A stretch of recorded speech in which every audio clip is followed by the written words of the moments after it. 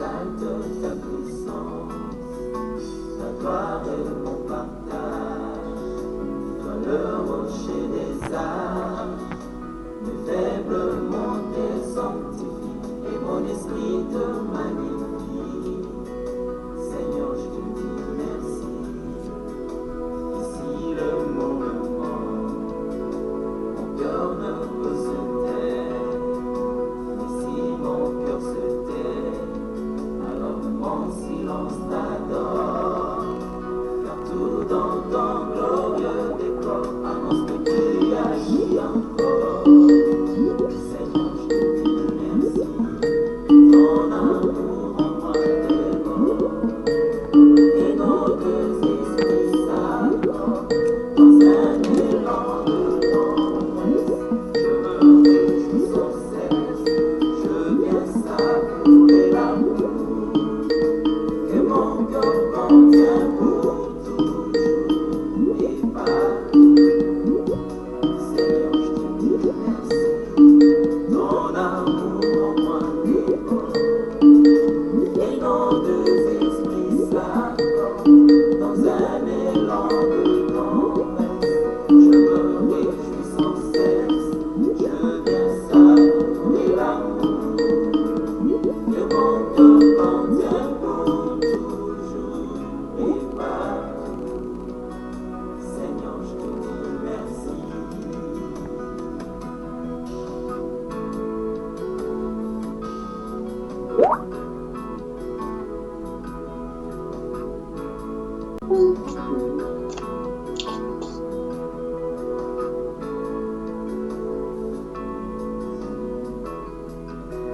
Tout mon bonheur se passe là devant ta face.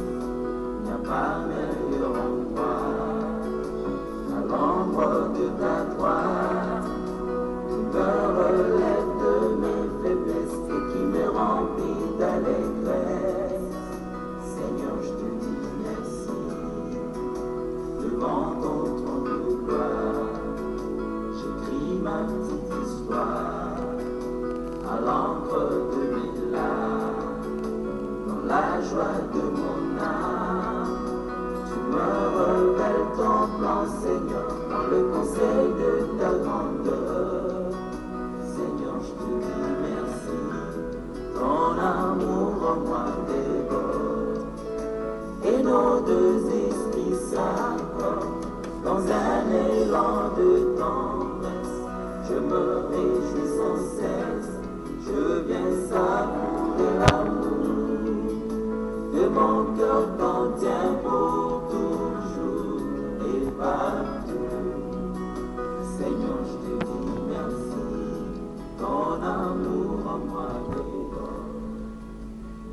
Et il s'éteint sur le sable de la mer. Puis je vis monter de la mer une bête qui avait 10 cornes et 7 têtes, et sur ses têtes 10 diadèmes, et sur ses têtes des noms de blasphème. La bête que je vis était semblable à un léopard. Ses pieds étaient comme ceux d'un ours, et sa gueule comme une gueule de lion. Le dragon lui donna sa puissance et son trône et une grande autorité. Et je vis l'une de ses têtes comme blessée à mort, mais sa blessure mortelle fut guérie. Et toute la terre était dans l'admiration derrière la bête, et ils adoraient le dragon parce qu'il avait donné l'autorité à la bête. Ils adoraient la bête en disant, qui est semblable à la bête et qui peut combattre contre elle. Et il lui fit donner une bouche qui proférerait des paroles arrogantes et des blasphèmes. Et il lui fit donner le pouvoir d'agir pendant 42 mois. Et elle ouvrit sa bouche pour proférer des blasphèmes contre Dieu, pour blasphémer son nom et son tabernacle, et ceux qui habitent dans le ciel. Et il lui fit donner de faire la guerre aux saints et de les vaincre. Et il lui fit donner autorité sur toute tribu, tout peuple, toute langue et toute nation. Et tous les habitants de la terre l'adoreront, ceux dont le nom n'a pas été écrit dès la fondation du monde dans le livre de vie de l'agneau qui a été immolé. Si quelqu'un a des oreilles, qu'il entende. Si quelqu'un mène en captivité, il ira en captivité. Si quelqu'un tue par l'épée, il faut qu'il soit tué par l'épée. C'est ici la persévérance et la foi des saints. Puis je vis monter de la mer, de la terre, une autre bête qui avait 2 cornes, semblables à celles d'un agneau, et qui parlait comme un dragon. Elle exerçait toute l'autorité de la première bête en sa présence, et elle faisait que la terre et ses habitants adoraient la première bête dont la blessure mortelle avait été guérie. Elle opérait des grands prodiges, même jusqu'à faire descendre du feu du ciel sur la terre à la vue des hommes. Et elle séduisait les habitants de la terre par les prodiges qui lui étaient donnés d'opérer en présence de la bête, disant aux habitants de la terre de faire une image à la bête qui avait la blessure de l'épée et qui vivait. Et il lui fut donné d'animer l'image de la bête, afin que l'image de la bête parlât, et qu'elle fit que tous ceux qui n'adoreraient pas l'image de la bête fussent tués. Et elle fit que tous, petits et grands, riches et pauvres, libres et esclaves, reçussent une marque sur leur main droite ou sur leur front, et que personne ne put acheter ni vendre sans avoir la marque, le nom de la bête ou le nombre de son nom. C'est ici la sagesse, que celui qui a de l'intelligence calcule le nombre de la bête, car c'est un nombre d'hommes, et ce nombre est 666. C'est par cette déclaration énigmatique dans le livre de Apocalypse au chapitre 13, les versets 1 jusqu'au verset 18, que je vous souhaite la bienvenue dans Berger dans la sainteté ce soir. Bonsoir, installez-vous confortablement.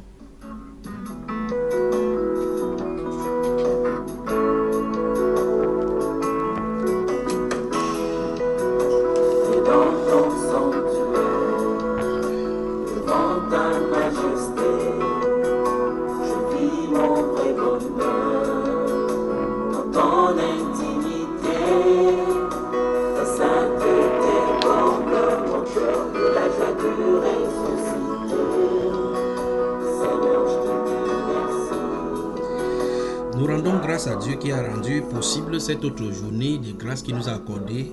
Nous lui disons merci pour tout ce qu'il a fait pour nous dans nos différentes familles, pour la santé qu'il nous a accordée, pour les faveurs qu'il nous a données, la protection qu'il nous a donnée, la sortie et le retour dont il nous a fait, les pas qu'il a dirigés et tout ce dont il a fait de ces grandes et hautes choses pour nous.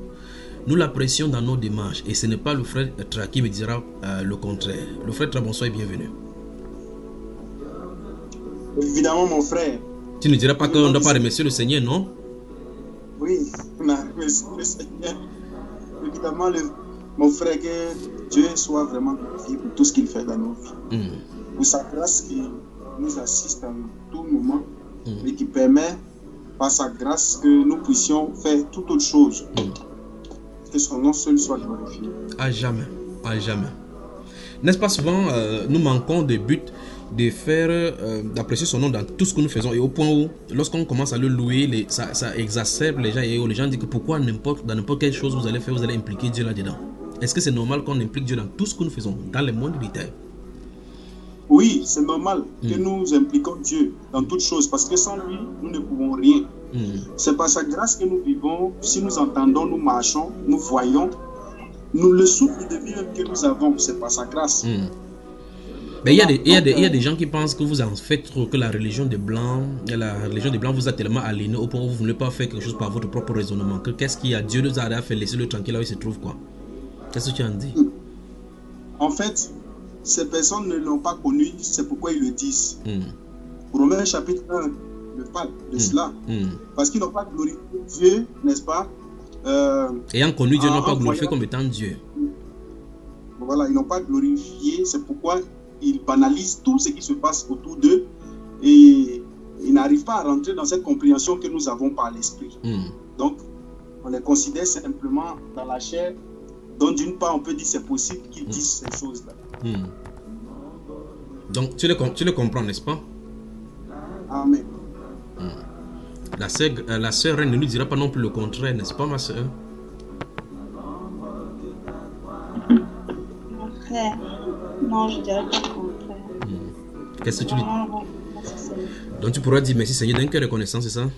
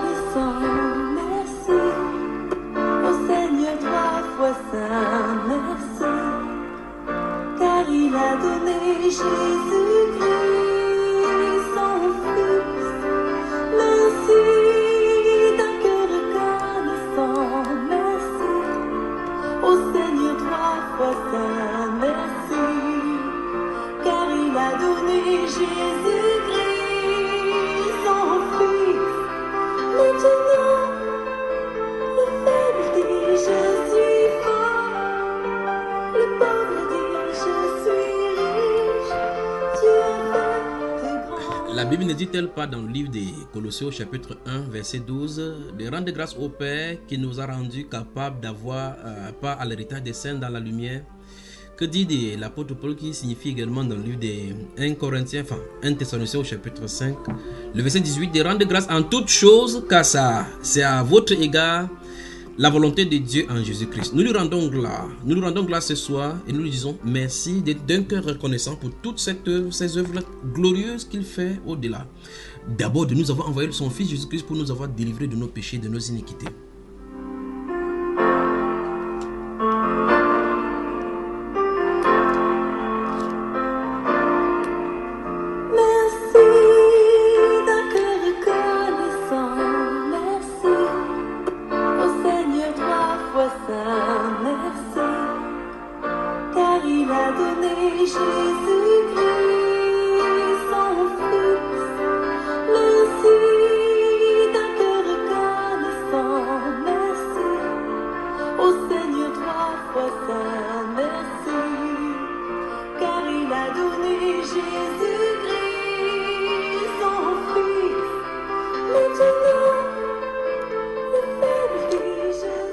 Et mon grand frère, l'apôtre Paul continue dans le livre des Colossiens chapitre 3, le verset 15, en nous signifiant que la paix de Christ à laquelle nous avons été appelés pour former un seul corps règne dans nos cœurs. Et il signifie avec un point qu'on soit reconnaissant.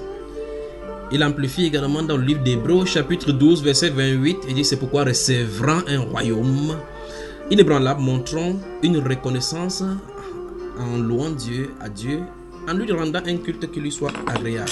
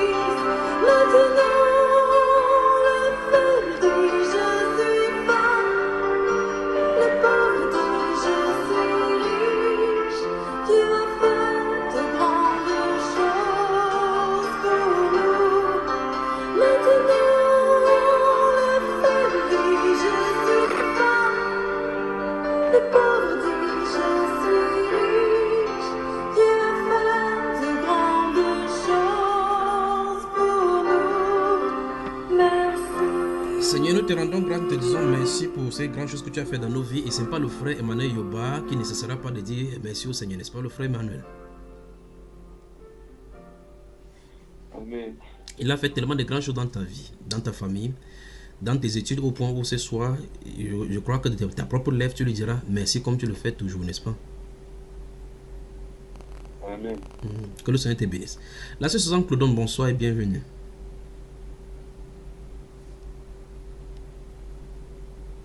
Bonsoir frère Junior. Il y a tellement Bonsoir, de choses, il y a tellement des occasions dans nos vies de rendre grâce à Dieu. Si on prend seulement ce sujet de rendre grâce à Dieu en toutes choses, on n'en finirait pas chaque jour seulement de lui rendre grâce et passer du temps seulement à le louer, pas à lui poser des problèmes, n'est-ce pas?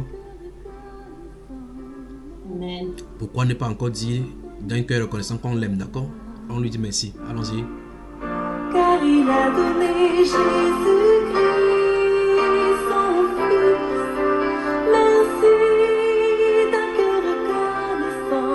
Merci au Seigneur 3 fois saint. Merci, car il a donné Jésus-Christ, son Fils. Maintenant, le faible dit je suis fort, le pauvre dit je suis riche. Dieu a fait de grandes choses pour nous. Maintenant, le faible dit je suis fort, le pauvre dit je suis riche. Dieu a fait de grandes choses pour nous. Merci.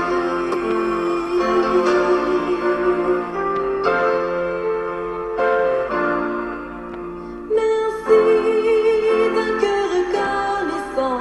Merci au Seigneur 3 fois saint. Merci, car il a donné Jésus-Christ, son Fils. Merci d'un cœur reconnaissant. Merci au Seigneur 3 fois saint. Merci, car il a donné Jésus-Christ, son Fils. C'est pourquoi, recevant un royaume inébranlable, montrons, dit l'apôtre, montrons notre reconnaissance. Montrons notre reconnaissance en rendant à Dieu un culte qui lui soit agréable.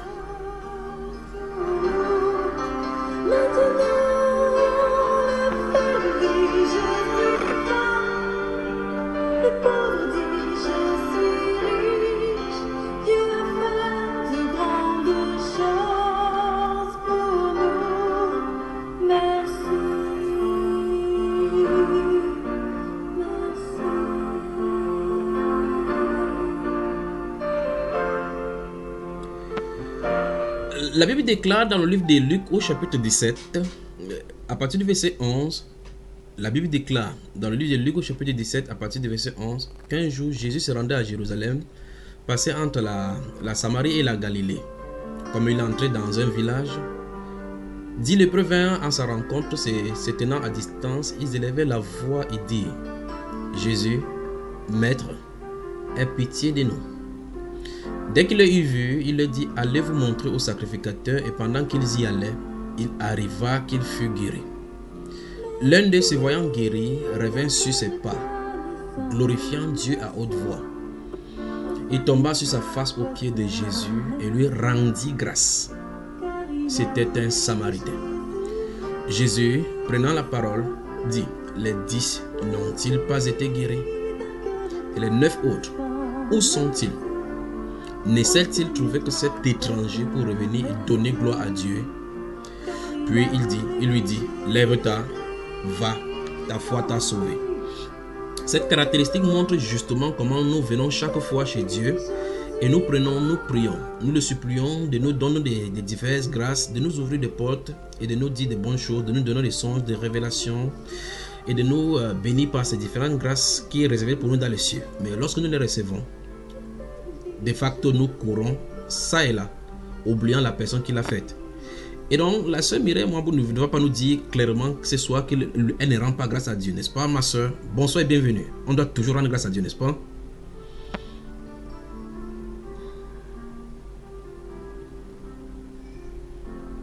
Bon. Ok, son micro ne donne pas don. Alors on dit merci au Seigneur, d'accord ma sœur?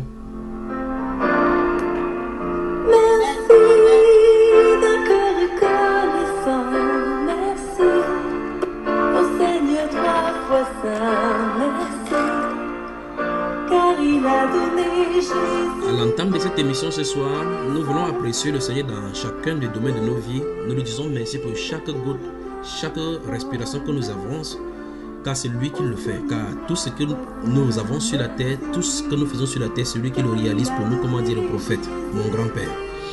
Et donc ce soir, nous voulons dire merci en compagnie de tous ceux dont-là de la Belgique et tous ceux qui nous écoutent sur les moyens par lesquels ces enseignements sont diffusés, principalement Bamba Iba. Et si vous êtes en Belgique ou n'importe où vous voulez nous contacter, une seule adresse, vous pouvez contacter Bamba Iba, ou mieux encore, par toutes les ressources et toutes les connexions, vous écrivez à Junior. Junior c'est JUNHIORS @yahoo.fr. Vous envoyez le mail, nous vous répondrons. Vous avez des questions, des sujets, des insultes aussi, nous encaissons. Vous écrivez à Junior, Junior c'est JUNHIORS, cette fois-ci avec le chiffre 3, vous vous retrouverez donc sur le compte Skype. Venez poser votre question, apporter votre désaccord, insulter, nous en avons l'habitude. Appelez également aux numéros qui sont affichés à chaque enseignement sur la chaîne YouTube Bamba Iba. Vous pouvez envoyer également vos questions via WhatsApp au plus 237 6 94 01 94 40 et le 6 237 6 75 87 41 21. Vous me joindrez avec des questions, je vous répondrai. Vous m'insulterez et je vous bénirai, toujours comme mon Seigneur a dit. Mais pour le moment, nous lui disons merci à ce grand Seigneur et Sauveur qui n'avait pas besoin de descendre du ciel, mais qui est venu pour s'incliner au pied de la croix, pour s'incliner dans la boue, nous laver les pieds et nous délivrer de la malédiction du péché, des vaines manières de vivre de nos pères. Nous disons merci donc, avec joie, merci au Seigneur.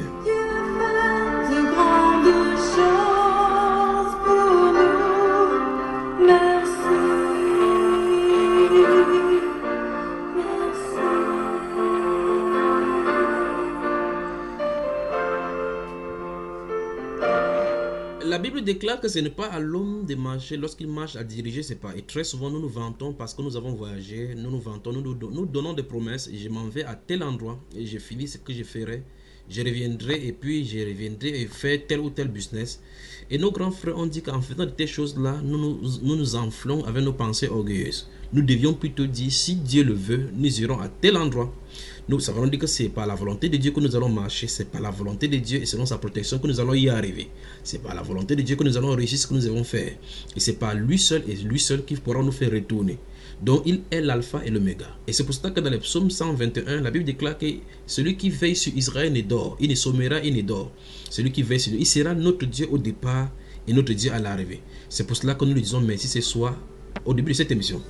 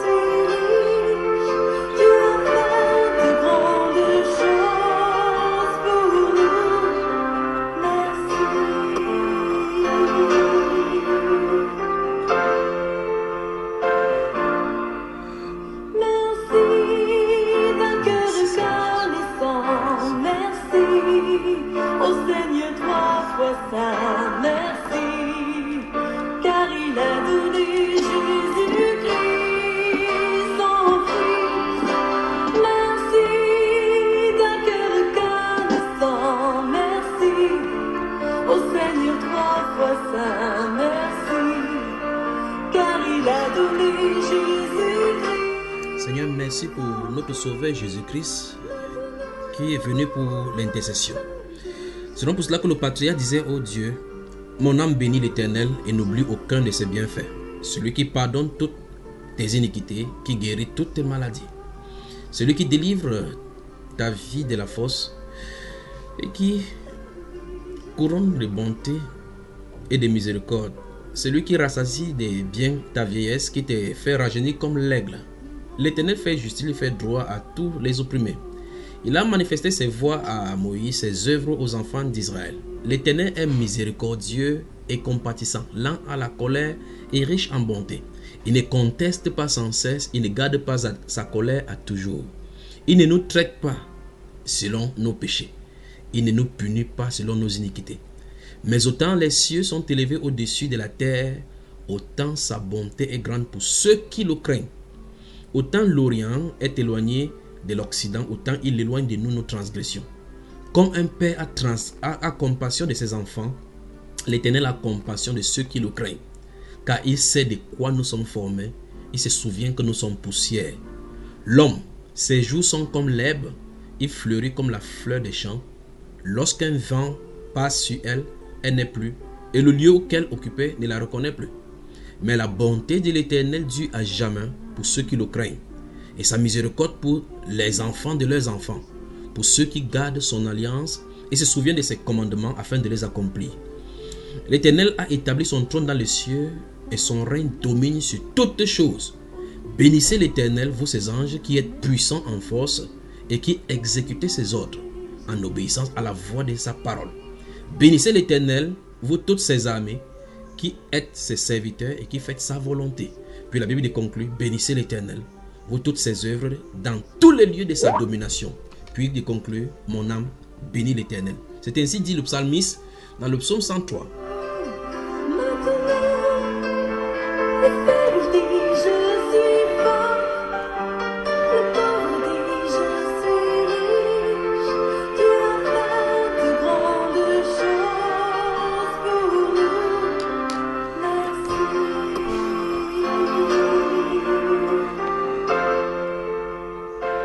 Au nom de la famille chrétienne ce soir, nous disons merci au Seigneur, en pensant tout simplement comment il éloigne nos iniquités de nous.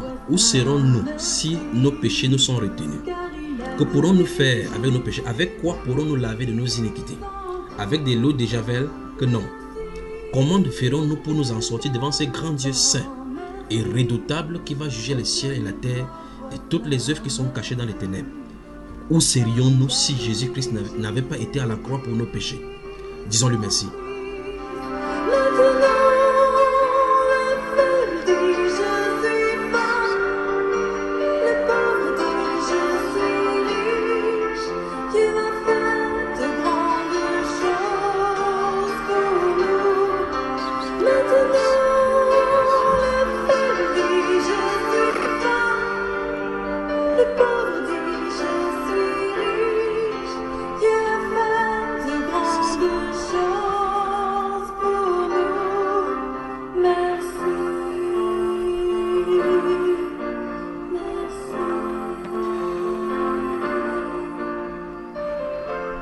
La sœur reine, la Bible déclare que celui qui n'a point connu le péché, il a fait devenir péché pour nous afin que nous soyons justice de Dieu.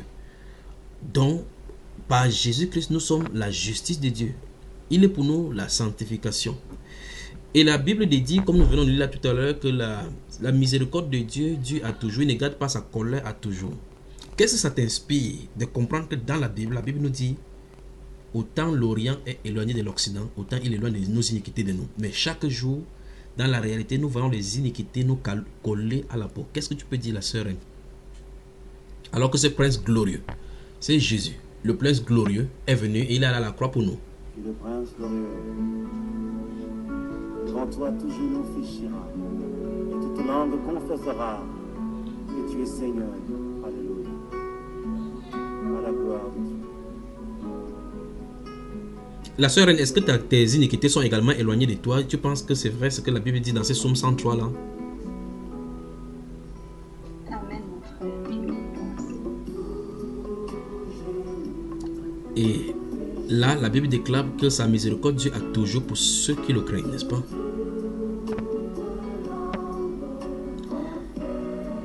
Le frère Frédéric Maillot, bonsoir et bienvenue. Bonsoir mon frère. Comment tu vas? Tu vois, tu t'es joint à nous et nous étions dans la mouvance de dire merci au Seigneur pour tout ce qui nous arrive. Et la Bible signifie clairement qu'on rend grâce à Dieu en toutes choses car c'est à notre égard la volonté de Dieu en Jésus-Christ de Nazareth. Ce n'est que les choses soient bonnes, les choses soient mauvaises, nous devons lui rendre gloire. Qu'est-ce que ça te dit mon frère?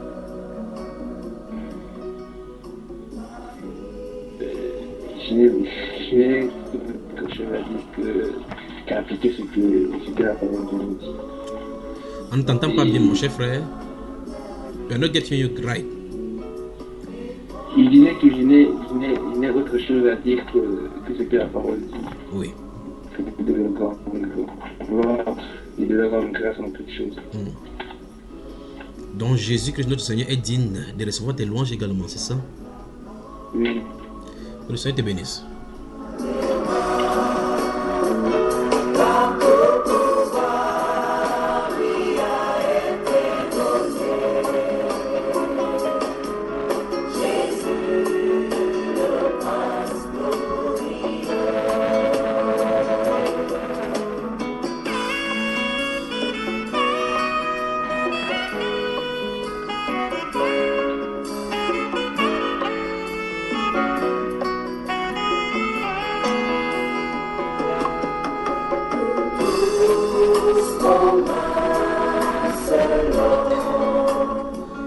Mes soeurs, mes frères, la Bible déclare que les esprits sont au milieu de nous. Les esprits méchants sont au milieu de nous. Et la Bible nous dit, dans le livre des psaumes, que ces chiens, ces bandes de céréales nous environnent. Et les torrents, les torrents de Bazan nous environnent et nous épient pour voir comment l'homme affaibli va être. La Bible nous dit dans le Nouveau Testament que le diable rôde comme un lion cherchant qui il va dévorer. Qu'est-ce qu'il cherche en nous? Il cherche nos fautes. Les choses qui pourront lui donner le droit de nous cribler.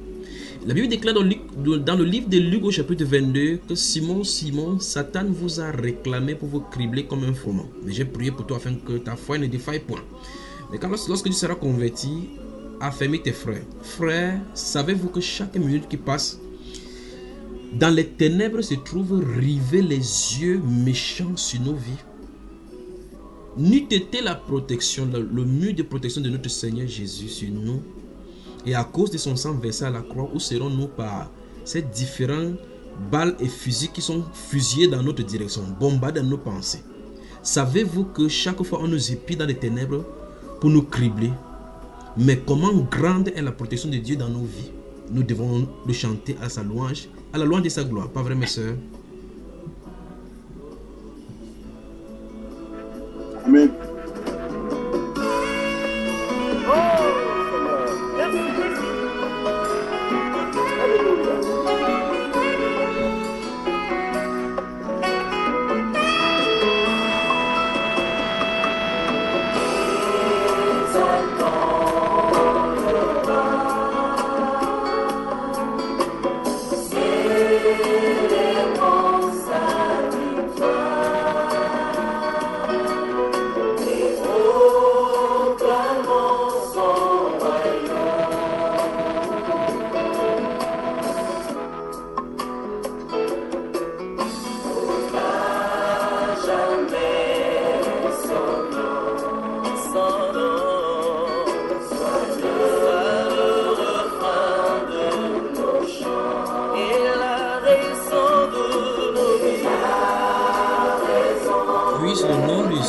Puisse le nom du Seigneur Jésus-Christ soit imprégné dans notre être, dans notre âme, dans notre esprit, dans notre pensée, au point où, dans les attaques spirituelles, dans notre lit, dans nos rêves, qu'il soit notre bannière, notre secours, notre protecteur, celui à qui nous venons pour trouver le secours, celui à qui nous devons nous réfugier pour invoquer.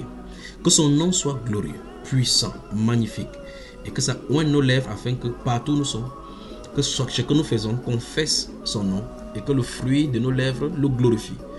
Que le fruit de nos œuvres le sanctifie et que nos vies soient un sacrifice vivant, un culte raisonnable pour le servir dans la sainteté.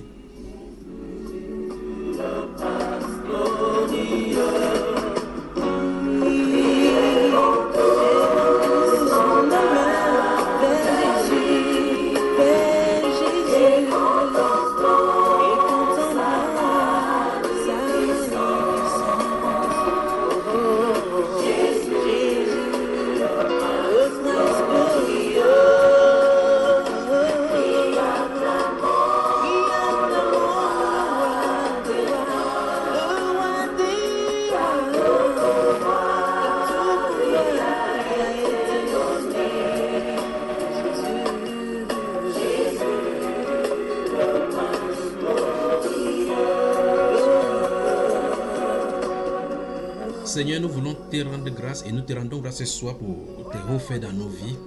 En compagnie de mes soeurs et mes frères réunis maintenant, actuellement dans l'esprit, et pour ceux qui nous écoutent en différé sur quelque support que ce soit, nous apprécions ta bonté dans nos vies. Père de gloire, alors que ce monde des ténèbres est en train de se vautrer et se perpétrer toujours plus dans les ténèbres, nous voulons te sanctifier et te magnifier au milieu de ces générations perverses et corrompues. Et nous sanctifions nos vies, nous nous sanctifions nous-mêmes. Seigneur, où serons-nous sans ta grâce dans nos vies? Et nous prions que cette grâce-là, ô Dieu, abonde et surabonde dans nos vies afin que nous continuions à te magnifier et te glorifier dans nos services, dans nos maisons, dans nos marches quotidiennes, afin que, ô Dieu de gloire, que les ténèbres en regardant nos vies puissent confesser effectivement que Jésus-Christ est Seigneur et que l'œuvre de la croix n'a pas été vaine. Seigneur, nous t'apprécions et nous te glorifions ce soir.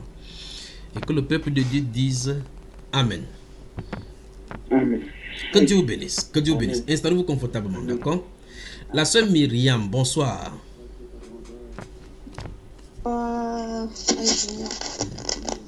Ça va? Ça va. Ton foulard, tu l'as oublié dans la voiture, c'est ça, non? C'est pour cela que ta caméra n'est pas ouverte.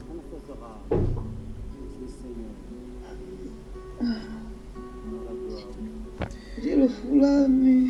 Tu es trop fatigué, tu as trop travaillé toute la journée, c'est pour ça que tu es fatigué. Tu ne veux pas qu'on voie ton visage, donc tu es fatigué. Madame Tra, bonsoir. Bonsoir mes frères, bonsoir mes bien-aimés. Comment tu vas? Bonsoir.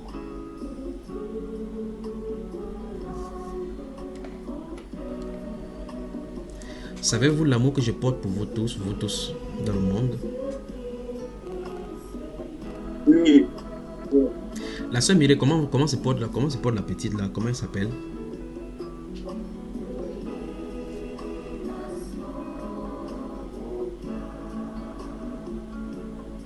Oui, on attend.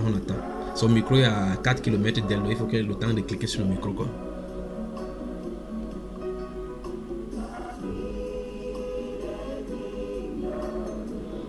Tu cherches le micro, n'est-ce pas, ma soeur? Courage, vraiment. C'est pas évident, les nouvelles technologies.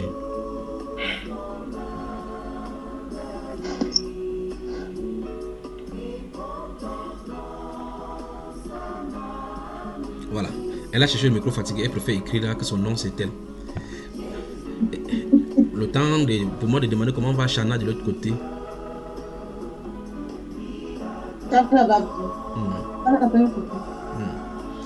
Berger dans la sainteté m'a manqué alors.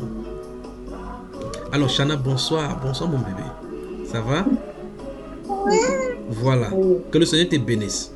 Que le Seigneur te bénisse et que tes parents te laissent à la génération future en tant que sainte femme pour les générations futures, d'accord?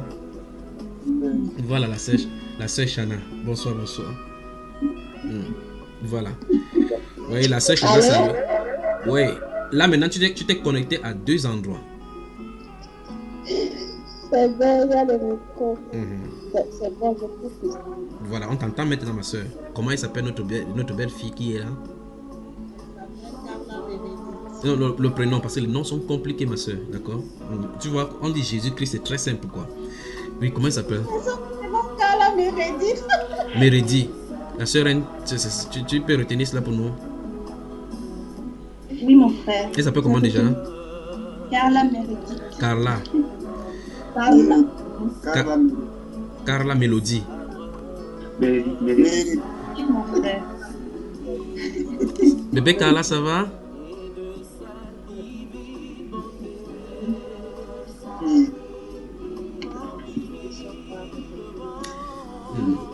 La soeur Mireille, elle te raconte souvent des rêves qu'elle a. Ouais, c'est bon. Oui, il faut prendre cela au sérieux, d'accord? Il faut prendre cela au sérieux. Amen. Il faut prendre cela au sérieux. Voilà. Le décor étant planté, est-ce qu'on peut commencer maintenant?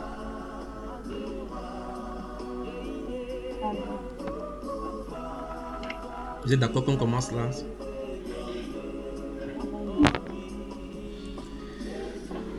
Voilà. Ézéchiel chapitre 8.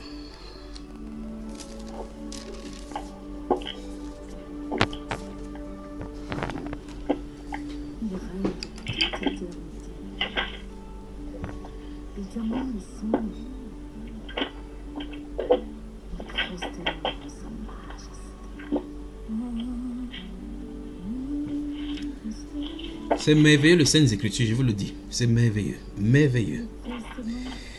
Ézéchiel, le chapitre 8.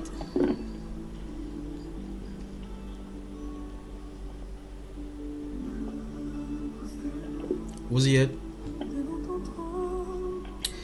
Qui a la connexion qui est claire pour pouvoir lire? Lisons les quelques passages des... Je crois que c'est 18 versets seulement, nous allons les lire entièrement et puis on va y revenir pour commenter.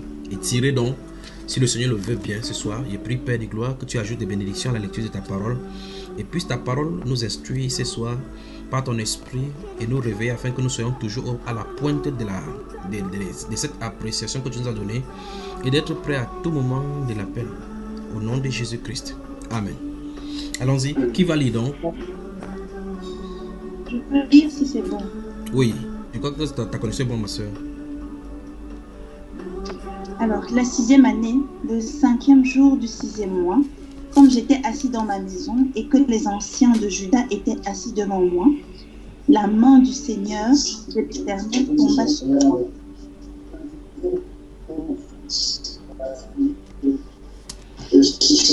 Soyez patient quand quelqu'un se connecte. La sœur Georgette Teclé, elle est où? Elle est dans quel coin de la Belgique? Bonsoir et bienvenue. Elle nous entend, son micro est fermé.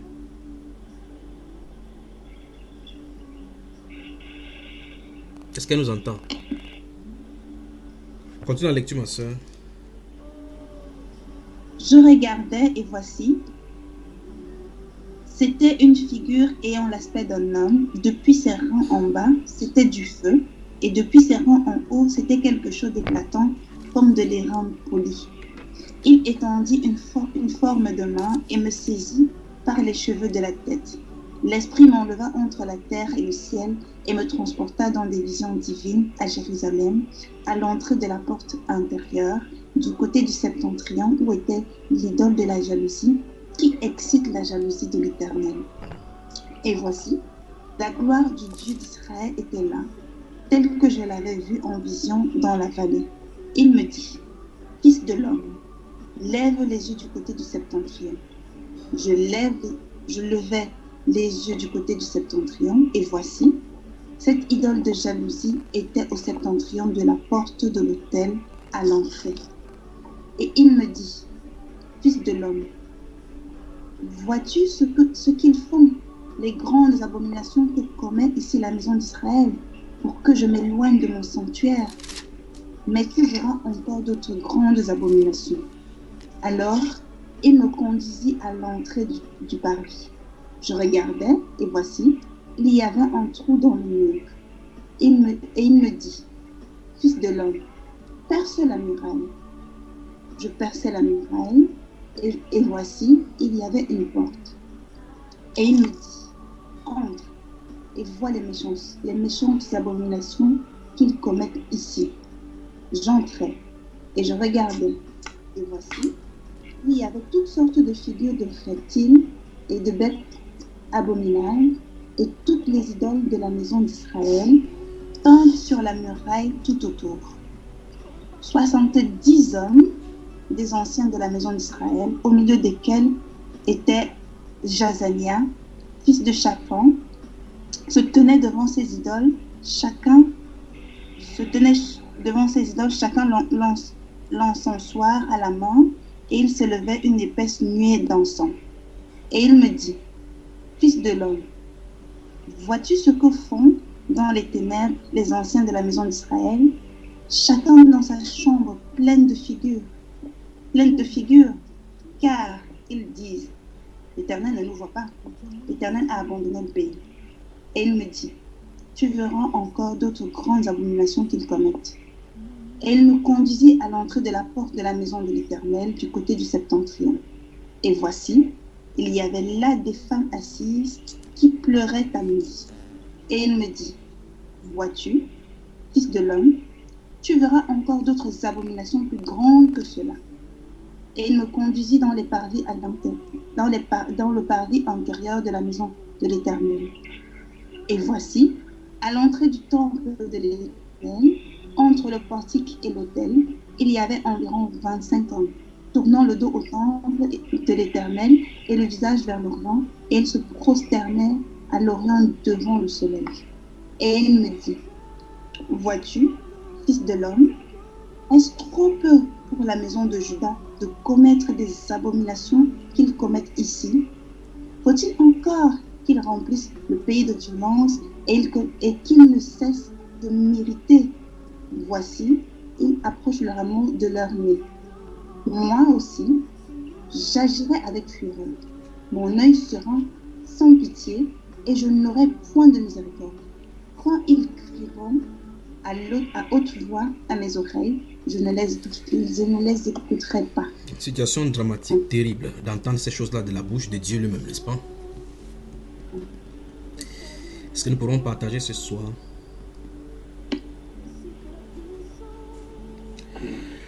Prenons maintenant un deuxième passage que nous allons lire, le livre d'Ésaïe, le chapitre 6. Ésaïe, le chapitre 6. Gardez ne fermez pas si vous avez les Bibles écrites, ne fermez pas ces pages, c'est parce que nous allons y revenir maintenant pour exploiter.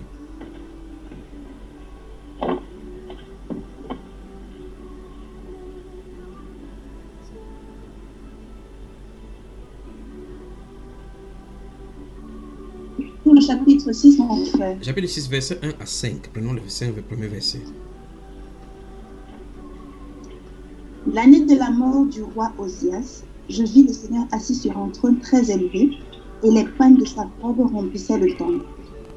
Des séraphins se tenaient dessus de lui. Il avait chacun 6 ailes, 2 dont il se couvrait la face, 2 dont il se couvrait les pieds, et 2 dont il se servait pour voler. Ils criaient l'un à l'autre et disaient, Saint, Saint, Saint est l'Éternel des armées. Toute la terre est pleine de sa gloire.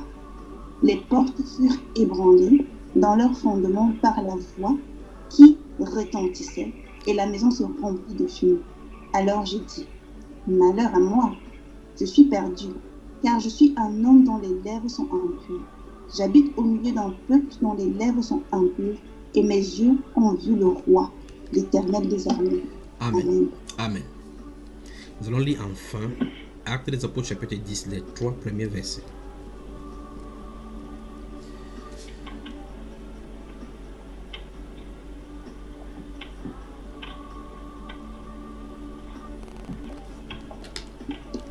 Il y avait à Césarée un homme nommé Corneille, centenier dans la cohorte dite italienne. Cet homme était pieux et craignait Dieu avec toute sa maison. Il faisait beaucoup de monde au peuple et priait Dieu continuellement. Vers la 9e heure du jour, il vit clairement dans une vision un ange de Dieu qui entra chez lui et qui lui dit, Corneille. Je continue? Non, c'est bon. Le décor est planté. On peut maintenant travailler. Vous êtes prêts à ce qu'on travaille? La maman, je crois que la maman Georgette Teclé, elle est connectée maintenant. Elle nous voit. Bonsoir et toi, bienvenue. Je crois que son micro est fermé.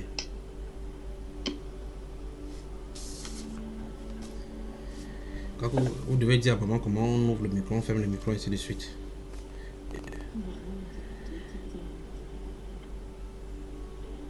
Vous tous, vous m'entendez, n'est-ce pas? Je peux commencer maintenant?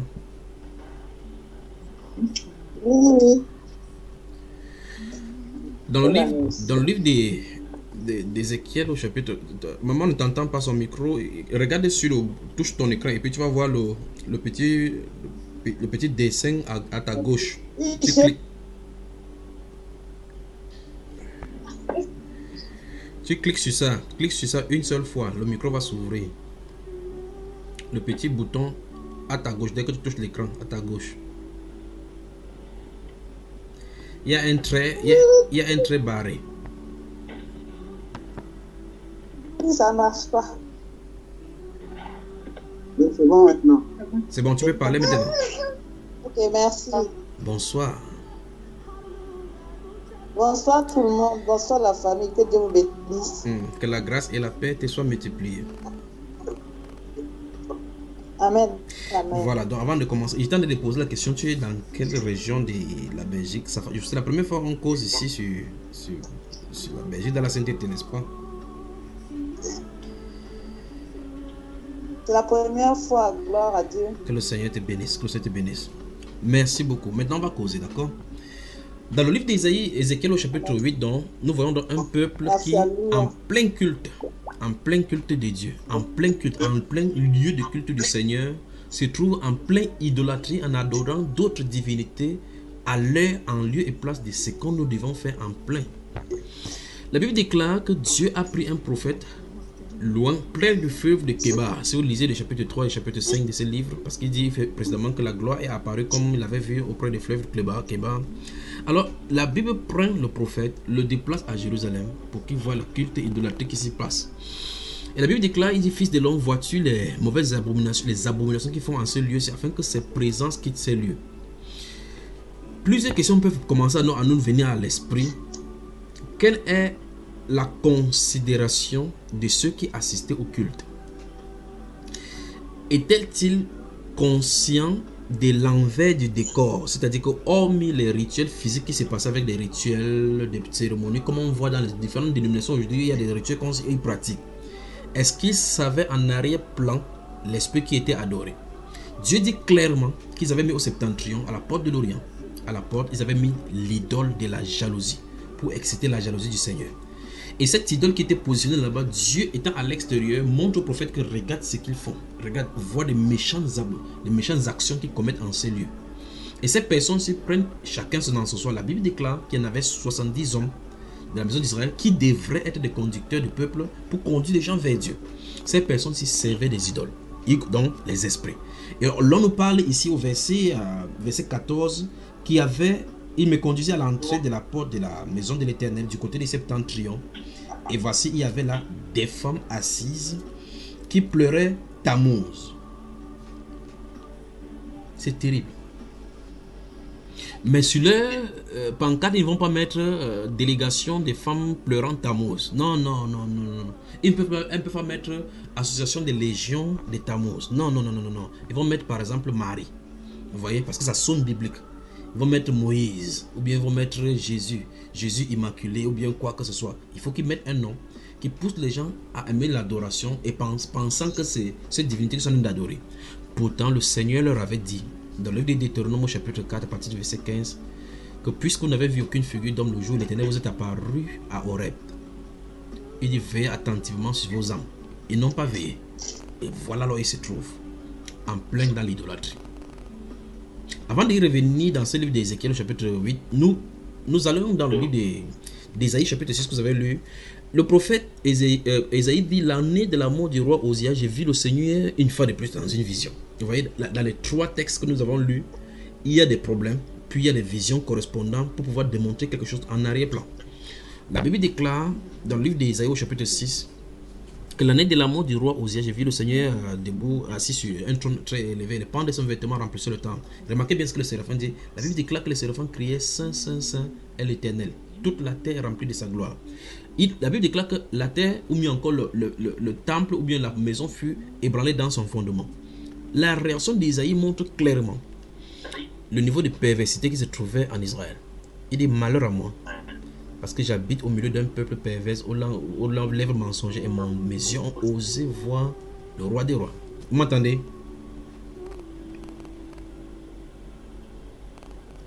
Oui. Voilà. Alors les actions des hommes dans les ténèbres, dont les hommes agissaient dans les ténèbres, n'étaient pas visibles pour l'œil, ou mieux encore pour le commun des mortels.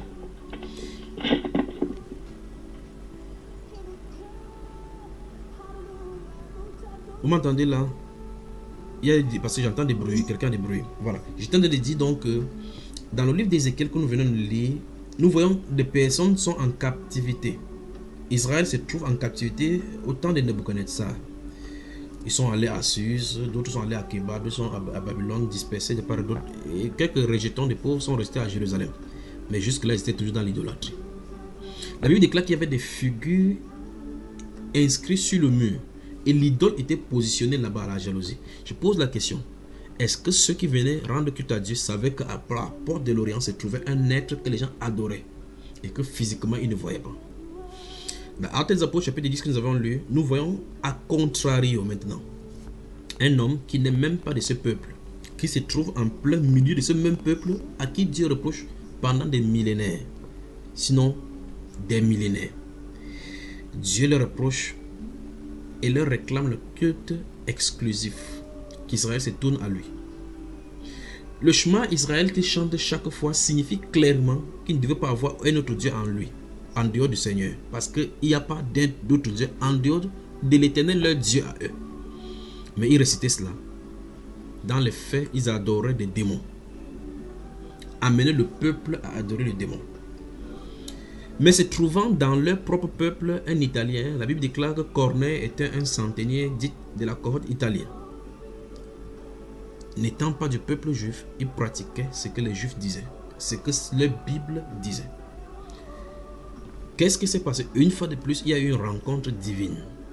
Dieu enverra son ange dans le ciel pour venir dire à Corneille que tes prières et tes aumônes sont montées jusqu'à Dieu. Il s'est souvenu.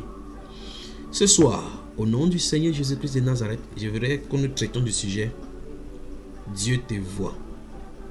Voilà ce à quoi nous allons nous étayer maintenant. Pendant des moments, si le Seigneur le permet, que nous en finissons aujourd'hui. Et si ce n'est pas aujourd'hui que nous en finirons, nous allons continuer et nous étendre dans les prochains jours et prochaines rencontres dans ce même sujet. Dieu te voit.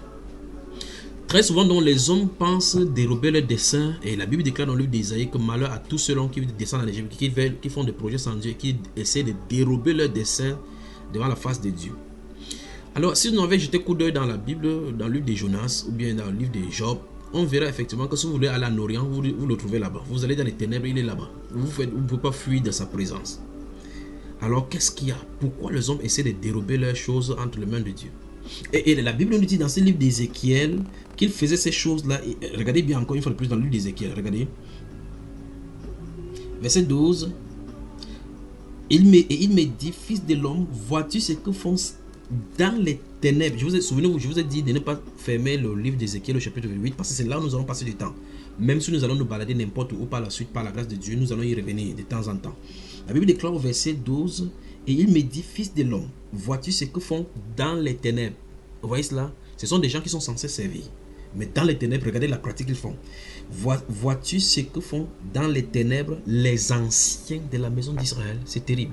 Donc les chefs de peuple, c'est ceux qui doivent conduire les gens dans la sainteté, dans la crainte du Seigneur.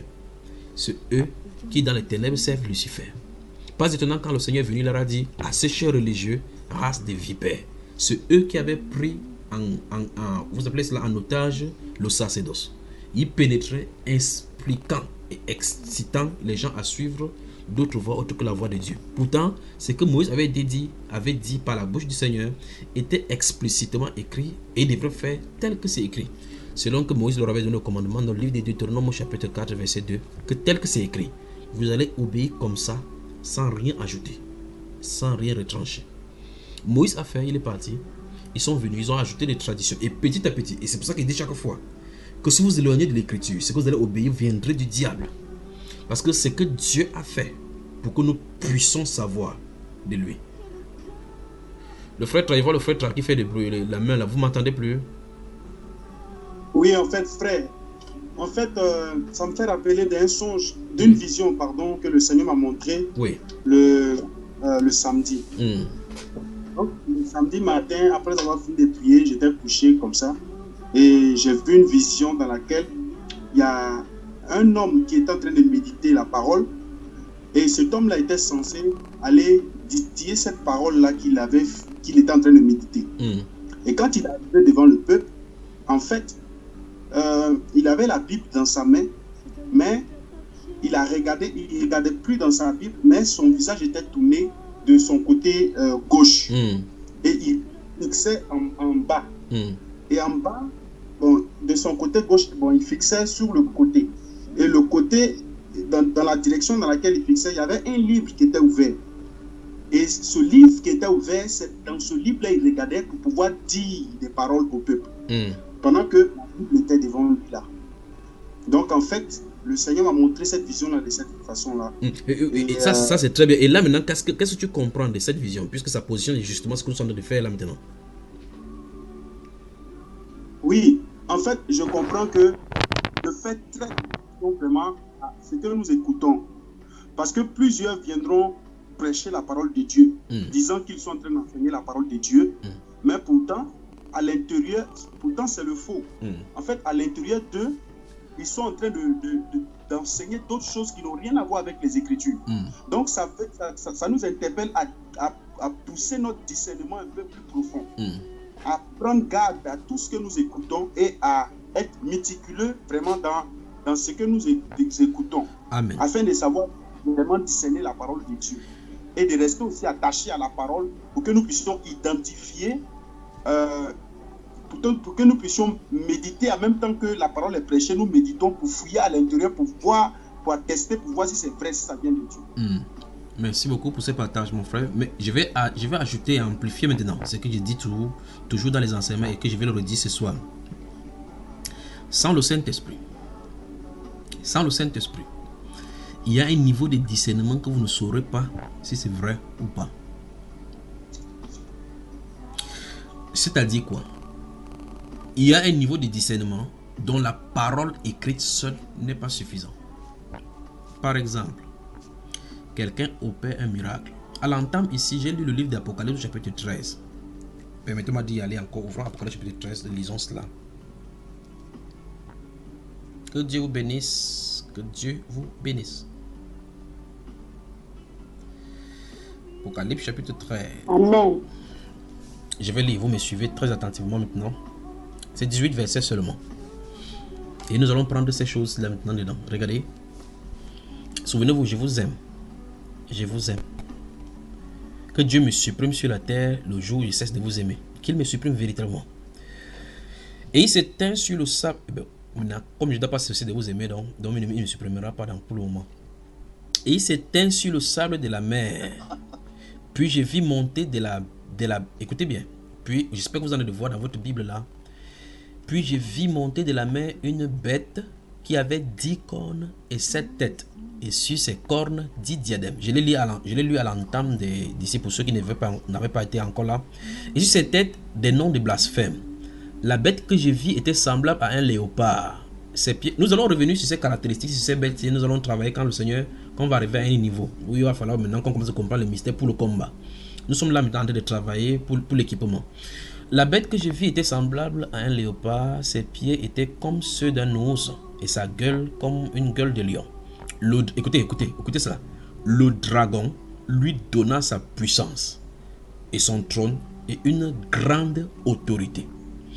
Et je vis l'une de ses têtes comme blessée à mort, mais sa blessure mortelle fut guérie, et toute la terre était dans l'admiration derrière la bête. Et ils adoraient le dragon, parce qu'il avait donné l'autorité à la bête. Ils adoraient la bête en disant, wow, qui est semblable à la bête et qui peut combattre contre elle. Et il lui fit donner, écoutez bien, il lui fit donner une bouche qui proférait des paroles arrogantes et des blasphèmes. Et il lui fit donner le pouvoir d'agir pendant 42 mois. Et elle ouvrit sa bouche pour proférer des blasphèmes contre Dieu, pour blasphémer son nom et son tabernacle et ceux qui habitent dans le ciel. Et il lui fit donner, écoutez bien cela, le verset 7, c'est très intéressant le verset 7. Et il lui fit donner de faire la guerre aux saints et de les vaincre. C'est terrible. Et il lui fit donner de faire la guerre aux saints et de les vaincre. On lui a donné l'autorisation de vaincre les saints. Parler de Bible. Il lui fit donner autorité sur toute tribu, tout peuple, toute langue et toute nation. On parle du dragon. Malheur à ceux qui vivront sur la terre après l'enlèvement de l'église pour aller habiter dans le ciel. Je vous le dis. Et tous les habitants, dit les Saintes Écritures, verset 8, et tous les habitants de la terre l'adoreront. Ce dont le nom n'a pas été écrit dès la fondation du monde dans le livre de vie de l'agneau qui a été immolé. Si quelqu'un a des oreilles, qu'il entende. Si quelqu'un mène en captivité, il ira en captivité. Si quelqu'un ne tue pas l'épée, il faut qu'il soit tué par l'épée. C'est ici la persévérance et la foi des saints. Écoutez bien, les gens de la Belgique, là, vous qui êtes à Bruxelles, j'avais parlé d'un attentat. Faites attention maintenant, ça s'approche. Pendant que je lis ici, ça est en train de résonner là maintenant. Dans les lieux de rassemblement, les lieux de touristes, en tout cas, vous en allez de voir ce qui est d'arriver là maintenant. Les lieux de touristes, ils vont cibler, ils sont en plein là dans la vidéo, ils veulent passer en action. Continuons ici là, avant que ça me dérange là. Verset 11. Puis je vis monter de la terre une autre bête. Ils vont challenger l'autorité, justement là, parce qu'on parle de l'autorité, ils vont challenger l'autorité parce que dans vos aéroports, vous avez mis des sites drastiques, d'autorités drastiques, ils vont challenger cela. Et ce qui est curieux, c'est que les gens de nationalité qui sont convertis à ces choses mauvaises se trouvent parmi eux. Puis je vis monter de la terre, verset 11, une bête qui avait 2 cornes semblables à celles d'un agneau et qui parlait comme un dragon. L'aspect d'un agneau, mais qui parle comme un dragon. Elle exerçait toute l'autorité de la première bête en sa présence. Et elle faisait que la terre et ses habitants adoraient la première bête dont les blessures mortelles avaient été guéries. Elle opérait des grands... Écoutez encore verset 13. Elle opérait des grands prodiges, même jusqu'à faire descendre du feu du ciel sur la terre à la vue des hommes.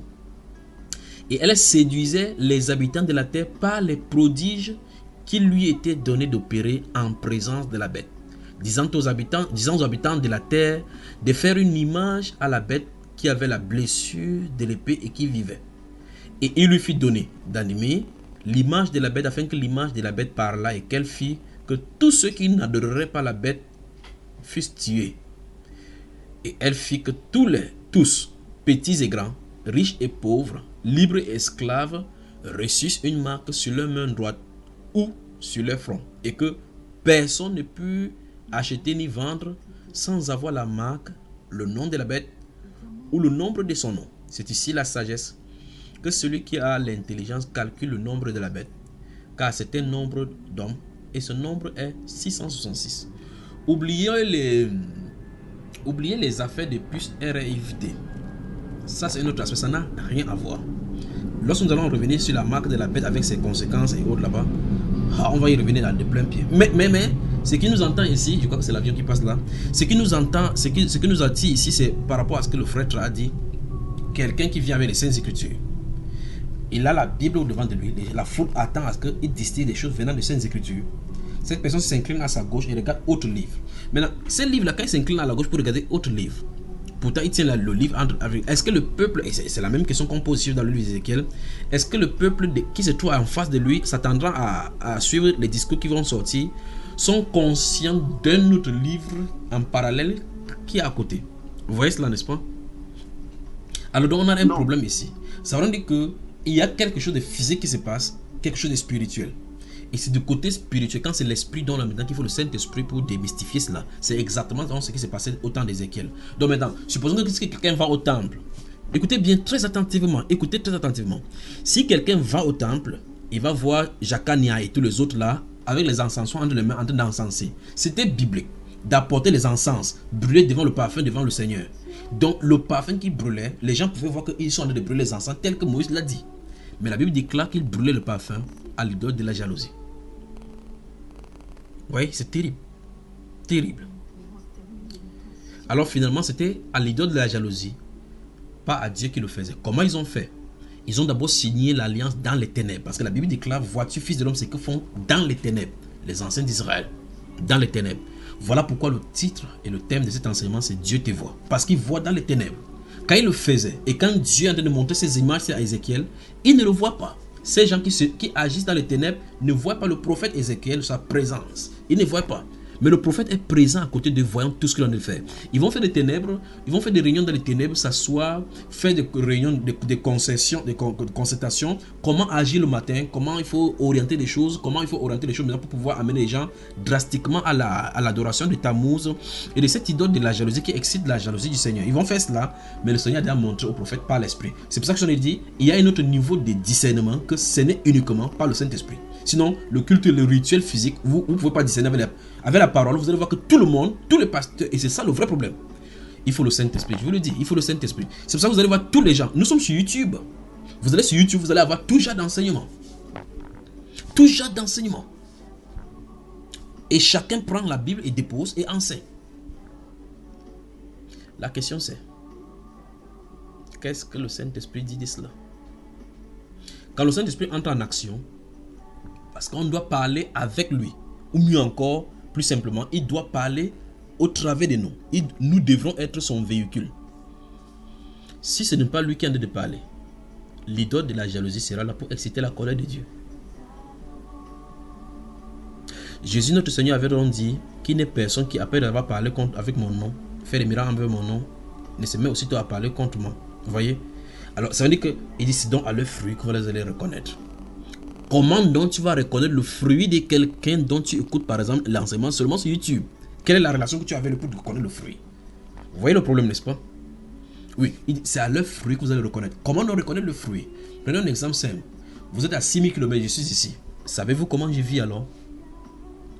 Donc vous voyez que écouter les beaux discours, les bons enseignements qui sont enchaînés de façon bien ordonnée et bien correcte ne suffisent pas. Il faut que le Saint-Esprit dise quelque chose. Attendez, le Saint-Esprit arrive. Quand il arrive, il mettra en ordre tout ce qu'il y a à mettre. Parce que, souvenez-vous, le Seigneur n'a pas dit qu'il laisse sur la terre les prédicateurs. Que non. Non. Il a dit à tout le monde, y compris les prédicateurs, qu'il ne nous laissera pas orphelins. Il enverra l'Esprit du Père. Donc, et le prédicateur doit être équipé par le Saint-Esprit pour faire son rôle de prédication. Chacun a selon la grâce. Et les chrétiens, dans les diverses grâces, pour être équipés dans un seul corps. Donc, il faut le Saint-Esprit. S'il n'y a pas le Saint-Esprit, on va tenter en psychologie, on va manipuler, on va estopper, on va finalement se positionner à la place de Dieu et prendre l'autorité qui est due au Saint-Esprit. Mais si le Saint-Esprit est là, il partagera les tâches et conduira les gens dans diverses grâces qu'il leur a données et mettra et placera les gens dans la liberté qu'il y a en Christ. Chacun saura effectivement que la portion de grâce qu'il a obtenue, ce n'est que par la miséricorde et par la grâce et de l'autre grâce dont on a reçu grâce sur grâce et les grâces se doivent d'être partagées les uns les autres afin que le corps fonctionne dans la cohésion totale, c'est-à-dire par la jointure comme mon grand frère le signifie, l'amour qui est dans le ciment pour cimenter toute cette édifice afin que ça coordonne pour être édifié pour Christ Jésus afin qu'il y habite spirituellement dans sa plénitude. Donc le Saint-Esprit dont est le socle et le besoin urgent, sinon l'absolue nécessité pour notre époque. S'il n'y a pas le Saint-Esprit, enfin vous allez lire la Bible, comprendre même au sens premier ce que la Bible dit, mais la vie ne suivra pas parce qu'il faut le Saint-Esprit pour catapulter notre vie dans cette marche-là. Alors maintenant, souvenez-vous qu'il y a l'œuvre extérieure du Seigneur qu'il fait par le Saint-Esprit en amenant à la compréhension, le nettoyage et le révèlement de notre intelligence. Ce que je suis en train de dire là, c'est je parle de l'œuvre du tabernacle, que le Saint-Esprit vient tabernacler en nous. Quand le Saint-Esprit viendra tabernacler en nous, on va arriver à l'instant où on comprend qu'on est arrivé à la gare où personne ne pourra plus nous détonner. C'est ce que mon grand frère a signifié également dans 1 Jean chapitre 2, quand l'apôtre Jean dit que vous n'avez pas reçu cet esprit-là, l'esprit que vous avez reçu en lui, là vous enseigne tout, et vous n'avez pas besoin. Vous saurez, quand ça arrivera, vous saurez. Maintenant, vous montez, vous descendez, vous avez besoin des enseignements des gens. Attendez, le Saint-Esprit vient, c'est tabernacle. Alors là, maintenant, frère, quelqu'un peut être en train de parler, le Saint-Esprit vous montre quelle est sa vie. La Bible déclare que Jean, ici, dans ce livre d'Apocalypse, chapitre 13, voyait ce que cet homme-ci parlait avec puissance. Il était à l'aspect qu'on pourrait voir. Remarquez bien une fois de plus que Dieu l'a amené dans le temps, dans la révélation, pour voir ce qui est censé venir. Lui, il ne doit même pas vivre ça, heureux pour lui. Et il n'a pas vécu, il ne vivra pas cela. Et donc là, il voit ce qui va arriver. Cet homme sera sur la terre, il va commencer à parler. Les gens disent, waouh, le type s'y parle. Quand il parle comme ça, mince. La Bible déclare, c'était avec l'autorité du dragon. Souvenez-vous, le Seigneur Jésus a dit dans Matthieu chapitre 28, verset 18, il dit, tout pouvoir m'a été donné dans le ciel et sur la terre. Allez, parlez. Quand on parle, les gens sont convaincus. On parle, les gens sont transformés. Vous dites quoi? Oui, on parle comme l'agneau, mais la puissance du derrière, c'était le Saint-Esprit. Vous voyez cela? Il traverse au travers ses paroles pour convertir. De la même façon, Satan arrive. C'est ce qu'on nous voyons dans le livre d'Apocalypse chapitre 13. Il parlait comme un agneau, mais l'autorité qu'il exerçait, c'était l'autorité du dragon.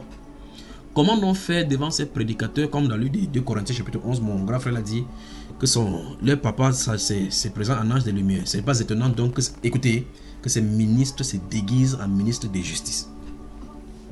Donc le déguisement n'est possible que lorsque le Saint-Esprit prend notre esprit et imprègne en nous la véritable image de l'autre qui se trouve devant nous, se faisant passer pour ce prédicateur. Lorsque son image est venue, que le Saint-Esprit vient. Remarquez bien comment le grand frère, le prophète ici dit, il dit que Dieu a étendu sa main, il l'a saisi dans les visions, le transporta. Quand il est allé dans les dimensions supérieures, il pouvait maintenant voir exactement la réalité et le fruit de leur vie, et c'est que ces gens-là adorent. Alors, un prédicateur, fût-il le plus haut, on ne doit pas regarder sur l'aspect physique seulement. Quelqu'un doit devoir entrer en contact avec le Saint-Esprit pour demander quelle est la nature de cette personne, c'est lui qui l'a envoyé, jusqu'à avoir la réponse. Si vous n'avez pas la réponse, allez toujours avec pincette. Il dit bien, quiconque que ce soit, même si vous aimez cette personne n'importe comment, n'ajoutez pas foi à tout esprit, dit le Seigneur dans les Saintes Écritures. D'accord? Mais éprouvez les esprits. Bon, maintenant, dites-moi, vous allez éprouver les esprits comment? Avec la parole. Ok. Tout esprit qui ne confesse pas Jésus-Christ venu en chair n'est pas de Dieu. Ah bon? Alors, confessez comment? C'est-à-dire, alors maintenant, vous lisez dans Marc, la Bible déclare que les esprits qui étaient dans cet homme-là de Marc chapitre 5 disaient, je sais qui tu es le fils du Dieu vivant. Tu es venu pour nous perdre. Vous parlez de confession de le nom de Jésus. Vous avez vu, n'est-ce pas? Vous avez vu ce que ça complique là. Et Acte chapitre 16, ces hommes sont les serviteurs du Dieu très haut. Ils vous annoncent la voie du salut. Hey, oh, esprit de Python, sors d'elle. Vous parlez de confession. Je sais qui est Paul, je connais qui est Jésus. Vous êtes vous là, vous sautez d'où? Hey! C'est un démon qui dit il sait qui est Jésus dans un corps. Et vous parlez de quoi là maintenant? Vous voyez qu'il y a un niveau de révélation qui fait que ce soit le Saint-Esprit qui prenne le contrôle. Amen. Belgique dans la sainteté, bonsoir.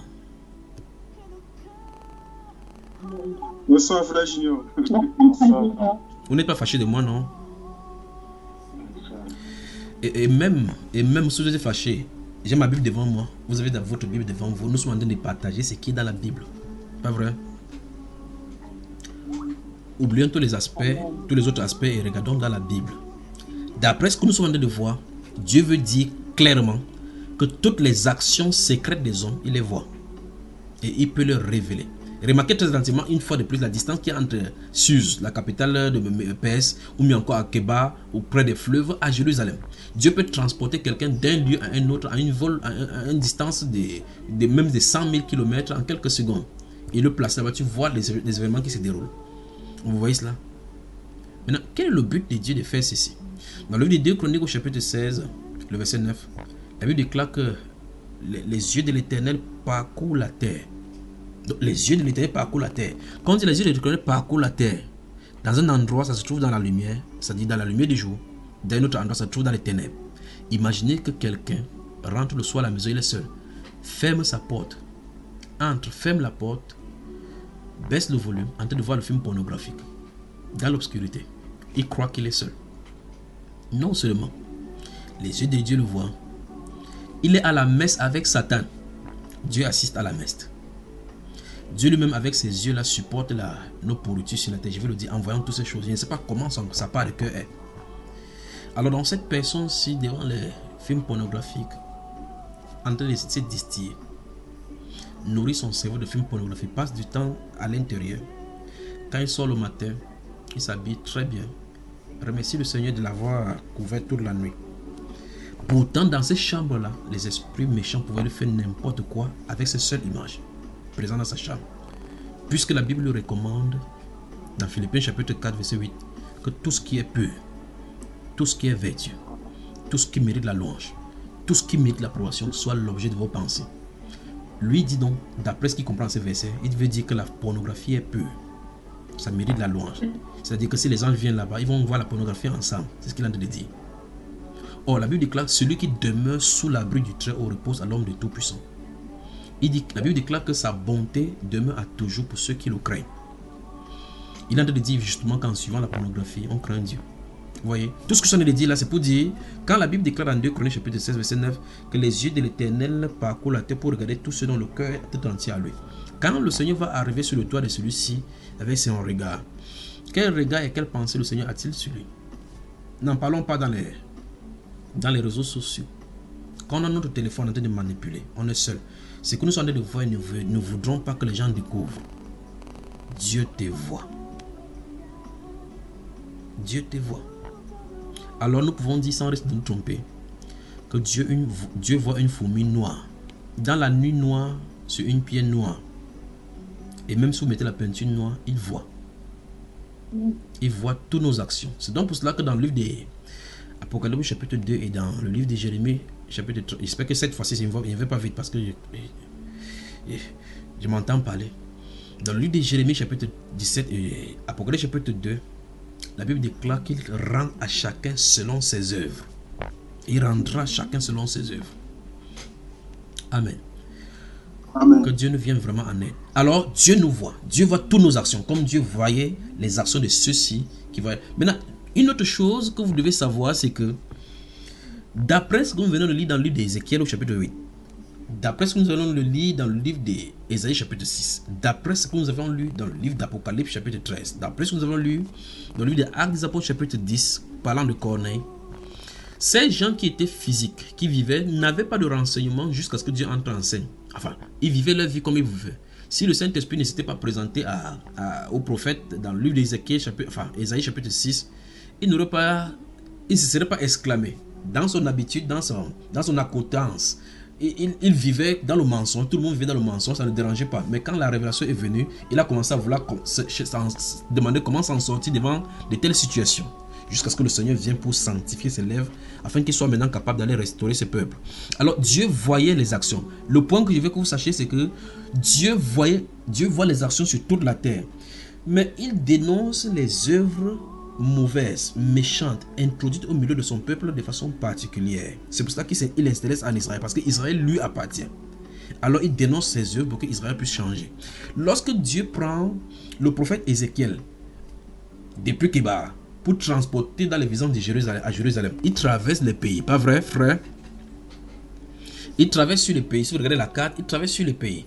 Dans ces pays se trouve le culte d'idolâtrie. Dans ces pays se trouvent des gens qui commettent l'adultère cette nuit-là. Dans ces pays se trouvent quelques exactions que ce soit qui sont contraires à la volonté de Dieu. Mais ils arrivent à Jérusalem parce que c'est Jérusalem qui est la ville du grand roi. C'est le pays du Seigneur. La Bible déclare que c'est le plus beau des pays. C'est là l'objet d'adoration du Seigneur. Son cœur y est. Son cœur bat pour Jérusalem. Il a dit pour l'amour de Jérusalem, il ne se taira point. Alors c'est Jérusalem ce qui il en a laissé focaliser. Alors bien que certaines personnes pêchent, bien que certaines personnes vivent des autres vies, dans le péché, ils ne font rien. Quand toi qui invoques le nom du Seigneur Jésus-Christ, tu viens de le péché, il y a un regard particulier sur toi. Ce regard particulier que le Seigneur porte sur ses enfants n'est pas un regard pour pouvoir les culpabiliser et les condamner. Non. C'est pour le regard, c'est pour les faire changer d'attitude afin de retourner vers le Seigneur parce qu'ils ne sont pas censés vivre comme ça pour être condamnés avec le monde. Vous comprenez, n'est-ce pas? C'est pour ça que Dieu a cette attention. Vous demanderez, est-ce que c'est seulement à Jérusalem qu'on commettait ce genre de péché? À Kéba, à Babylone, à Suse, c'est le culte idolâtrique qui s'y trouve. Remarquez bien comment quand Moïse vient devant Pharaon, par exemple, quand il vient devant Pharaon, le Pharaon amène aussi ses magiciens. Ils sont là, ils se confrontent. À Daniel, sous Daniel, sous les maîtres ou les Perses, chaque fois quand Daniel parlait, il y avait les magiciens là-bas partout, les astrologues, ils étaient là, mais Dieu ne disait quoi que ce soit contre ces astrologues. Il ne disait rien contre eux. Il s'intéressait sur Daniel. Il faisait ce qu'il avait à faire et puis il quitte la scène. Mais il dit pour ses enfants que l'astrologue ne doit pas se trouver au milieu de vous. Les magiciens ne doivent pas se trouver au milieu de vous. Dieu est un don, Dieu saint, qui veut mettre à part. C'est pour cela qu'il déploie ces choses-ci comme ça afin que son peuple soit sanctifié et être nettoyé de toute cette perversion venant du monde. Amen. On peut continuer, mes soeurs et frères. Alors ce soir, j'aimerais en quelques secondes que vous méditez sur ces mots-ci. Dieu te voit. Dieu te voit. Ouvrez le livre de Psaume 34, voir le Psaume 34. Pendant que vous y méditez.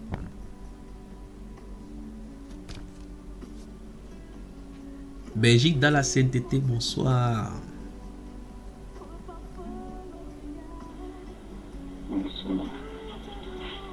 Bonsoir, frère Junior. Que Dieu vous bénisse. Que Dieu vous bénisse.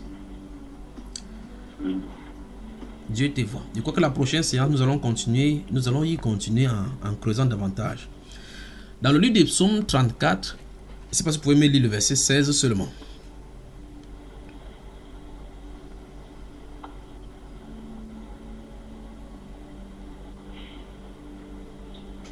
Les yeux de l'Éternel sont sur les justes, et ses oreilles sont attentives à leur prière, à leur cri. Encore, mon frère. Les yeux de l'Éternel sont sur les justes, et ses oreilles sont attentives à leur cri. Lorsque nous allons voir le cadre de la méditation après le travail sur les mauvaises pensées, voici déjà des passages que nous allons prendre pour travail afin que ça puisse pénétrer notre âme.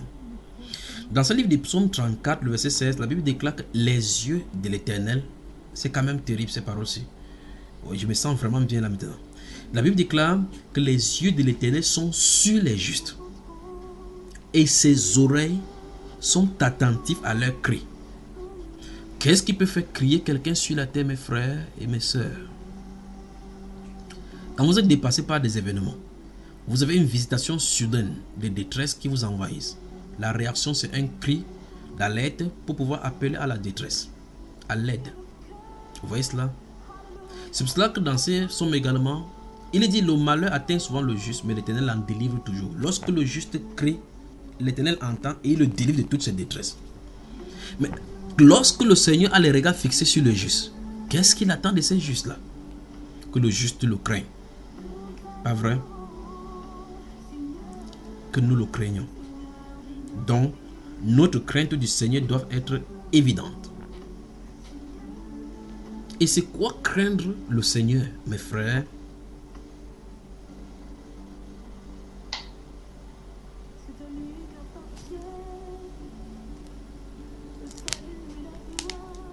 C'est quoi craindre Dieu? C'est quoi la crainte du Seigneur? De façon biblique, de façon simple. Comment? C'est haïr le mal. Haïr le mal. Haïr le Mettre mal. les commandements du Seigneur. Oui. Ouvrez le livre de Proverbes chapitre 8 verset 13. Vous me lisez le verset 13, voir rapidement avant qu'on continue. Gardez à l'esprit psaume 34 verset 16 une fois de plus.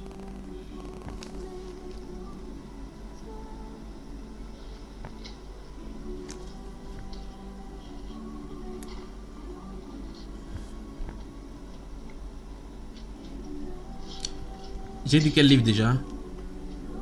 Proverbe chapitre 8, verset 13. Proverbe chapitre 8, le verset 13. Allons-y mon frère, lis-nous cela.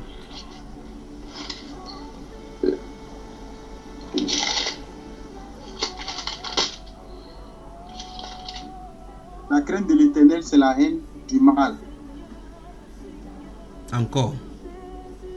La crainte de l'Éternel, c'est la haine du mal. Voilà. Et là, nous commençons une petite construction. Si vous lisez le livre des 2 Pierre, la Bible parle de Lot comme étant le juste qui, vivant dans un milieu pervers et corrompu de Sodome et de Gomorrhe, son âme juste était tourmentée parce qu'il voyait et entendait des paroles criminelles que proféraient tous ces impies là tout autour de lui. Alors maintenant, en prenant un exemple de juste comme celui-là, au milieu des perversités, ça veut dire ne participant pas à cette perversité, puisque la Bible déclare dans ces Proverbes chapitre 8 verset 13 que la crainte de l'Éternel c'est la haine du mal. C'est parce que dans notre cœur nous haïssons le péché. La question c'est: sommes-nous accoutumés au péché de telle enseigne qu'on ne sent pas ses effets néfastes dans nos vies, ses effets néfastes dans le cœur de Dieu, ou bien nous sommes tellement habitués au péché au point où lorsque nous péchons nous trouvons cela normal? Alors, notre question de la justice de notre vie se trouve donc hibernée dans notre cœur par notre réaction vis-à-vis du péché. Pas vrai? Alors, dans ces psaumes 34, verset 16, la Bible déclare: les yeux de l'Éternel sont sur le juste. Et quand ses yeux sont focalisés sur toi en tant que juste, la Bible déclare que ses oreilles sont attentives à leurs cris. Donc, Dieu est prêt à résoudre le problème, prêt à entendre, prêt à nous exaucer. Pas étonnant donc que le psaume chapitre 59 nous dit: non, la main de l'Éternel n'est pas courte pour sauver, ni ses oreilles dures pour entendre. Ce sont nos crimes qui créent une barrière entre lui et nous. Vous voyez cela? Dieu nous voit. Dieu nous voit. Alors, puis-je poser quelques questions ce soir? Si Dieu regarde dans l'obscurité de notre cœur, en plongeant dans notre âme, dans nos globules et dans nos cellules, en circulant dans nos sangs maintenant et dans notre pensée, que verra-t-il? Ne verra-t-il pas des inscriptions sur les murailles de notre cœur comme le fit pour ceux d'Ézéchiel chapitre 8? Ne verra-t-il pas des animaux inscrits sur le mur? Ou mieux encore, notre cœur, à l'orient de cela, n'y aura-t-il pas quelque chose qui va exciter sa jalousie? N'y aura-t-il pas à l'orient de notre cœur une idole de jalousie, quelque chose que nous chérissons beaucoup et dont nous lui octroyons un culte qui devait être dû à Dieu? C'est-à-dire, n'y a-t-il pas des divinités dans notre cœur que nous cherchons tant et que Dieu n'aime pas? Il est écrit que la maison du Seigneur, cette maison sera le lieu de prière. Si nous entrons dans notre chambre, comme on a lu dans ce livre d'Ézéchiel, il dit que dans les chambres se trouvaient donc des gens qui adoraient. Et il a dit pour nous, lorsque nous adorons, nous entrons dans notre chambre, dans le lieu silence, et Dieu, le Dieu qui voit dans le lieu secret. Si Dieu entre dans notre lieu secret, notre cœur, que découvrira-t-il? Alors ma soeur, mon frère, je voulais te dire que Dieu te voit. Y a-t-il pas des gens gravés et estampillés sur le mur que telle personne, s'il ne l'aime pas?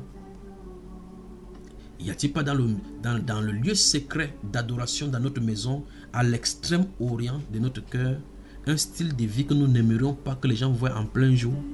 Des choses que nous considérons comme des délices pour notre chair et dont nous ne voudrions pas que les gens voient cela, soient au courant de cela. Le prophète Ézéchiel a vu cela. Les figures sont gravées dans notre chambre d'adoration et nous encensons cela par des parfums que nous élevons en élevant ces choses. Ça peut être notre beauté, notre intellectualisme, notre réussite, notre succès, notre carrière, notre école, notre foyer.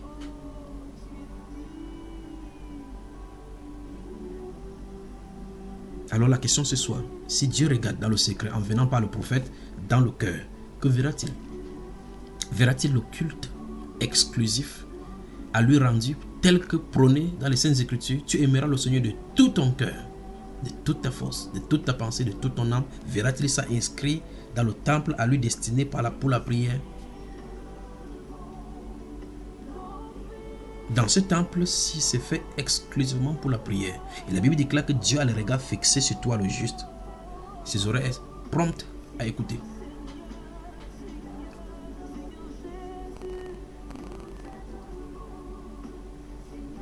Notre cœur bat-il au rythme du Saint-Esprit? Suit-il le commandement de Dieu dans l'obéissance? Est-ce que nous savourons la présence de Dieu? Comme David le dit, lorsqu'on me dit allons à la maison de l'Éternel, et il dit mais un jour dans ses pavés vaut mieux que 1000 ailleurs. Donc il aimerait préférer la présence du Seigneur que tout le royaume dont il dirigeait.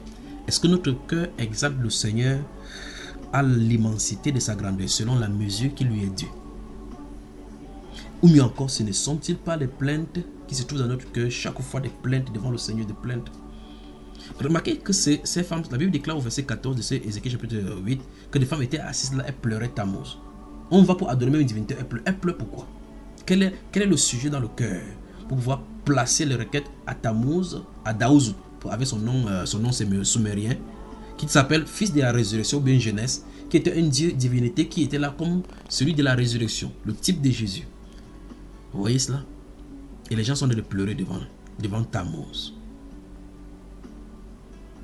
Alors que la Bible déclare que lorsque le juste crie, l'Éternel entend. Les gens sont allés crier plutôt à Tammuz. Dans des situations compliquées se trouvent sur le cœur, comme Dieu répond lentement, on se tourne vers Tammuz. Les inquiétudes. Et la Bible déclare que l'inquiétude dans le cœur là-bas.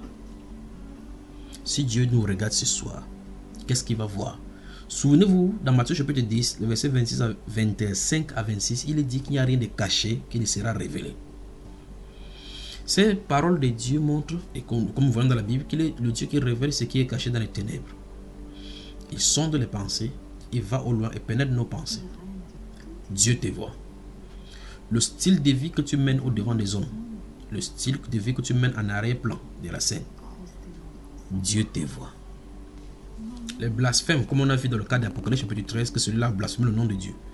Tout blasphème que tu fais dans ton cœur. Quand Jésus, dans le livre de Luc, était assis dans la maison de cet samaritain, de cet homme pharisien qui lui avait donné la fête, une femme de mauvaise vie est entrée pendant qu'il lavait le pied de Jésus avec ses larmes en essuyant avec ses cheveux. Cet homme a dit en lui-même, si cet homme-ci était prophète, il saurait que cette femme, de quelle espèce est cette femme. Le Seigneur s'est tourné vers lui et dit, Simon, vois-tu, depuis que tu es entré dans ta maison, tu ne m'as pas donné de l'eau pour me laver les pieds. Mais cette femme, depuis qu'elle est entrée ici, elle ne cesse de me laver avec ses larmes. Puis il dit, tu ne m'as rien donné pour essuyer le pied, mais elle m'a essuyé le pied avec ses cheveux. C'est pourquoi ces nombreux péchés sont pardonnés. Et la Bible déclare à celui à qui on pardonne peu, aime peu. Quelle est la dimension de notre amour pour le Seigneur?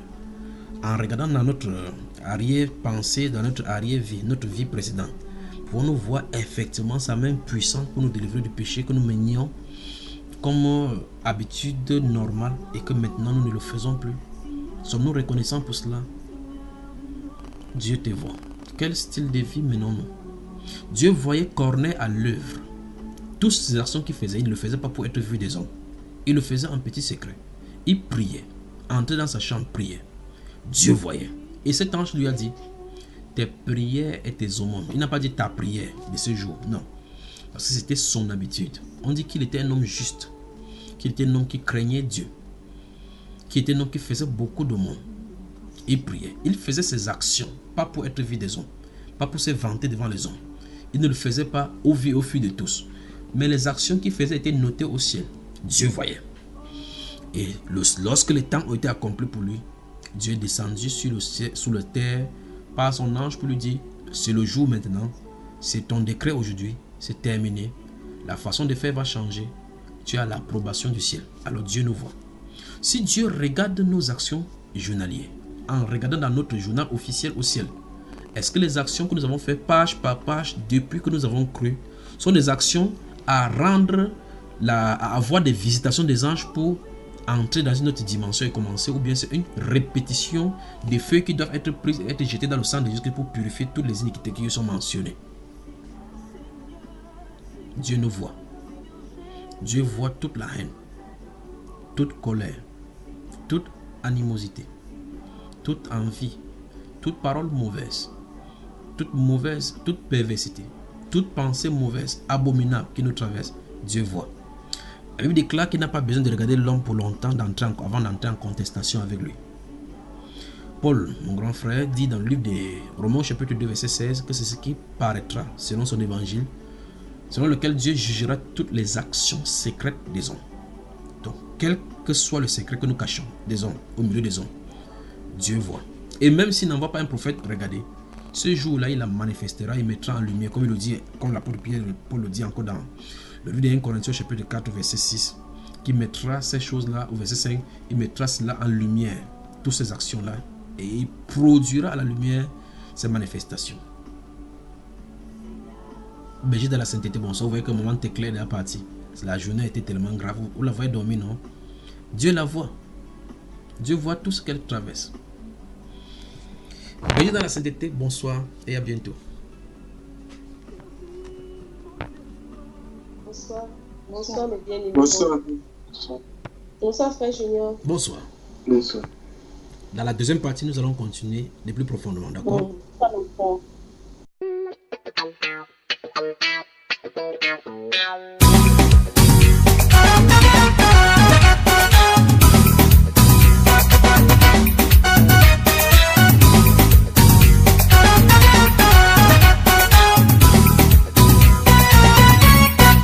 Dieu te voit, oh, il te voit.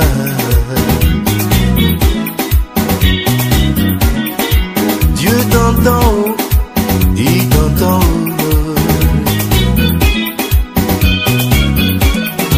Quand tu te lèves et quand tu t'assieds, quand tu marches et quand tu t'arrêtes, Dieu voit, oh, Dieu te voit, oh.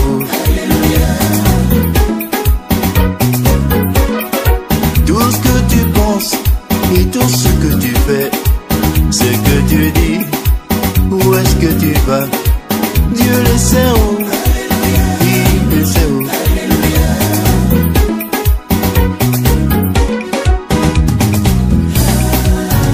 Quand tu pries, enferme-toi dans ta maison, et ton Père qui voit dans le secret, il t'exaucera, te récompensera. Ne multiplie pas les paroles comme les hypocrites qui s'imaginent qu'à force de paroles ils seront exaucés. Ne fais pas comme eux, ne les imite pas. Dieu te voit, oh, il t'entend, oh.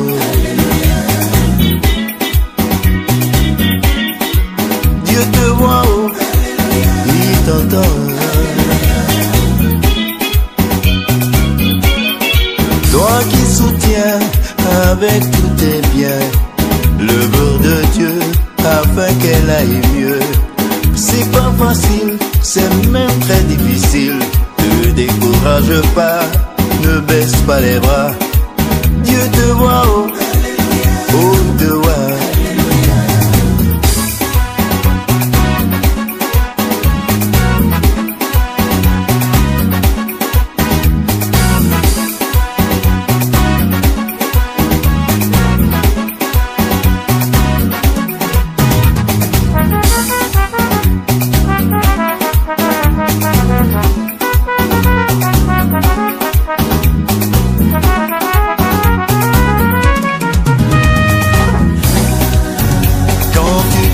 Enferme-toi dans ta maison et ton Père qui voit dans le secret, il t'exaucera, te récompensera. Ne multiplie pas les paroles comme les hypocrites qui s'imaginent qu'à force des paroles ils seront exaucés. Ne fais pas comme eux, ne les imite pas. Dieu te voit, oh, il te voit.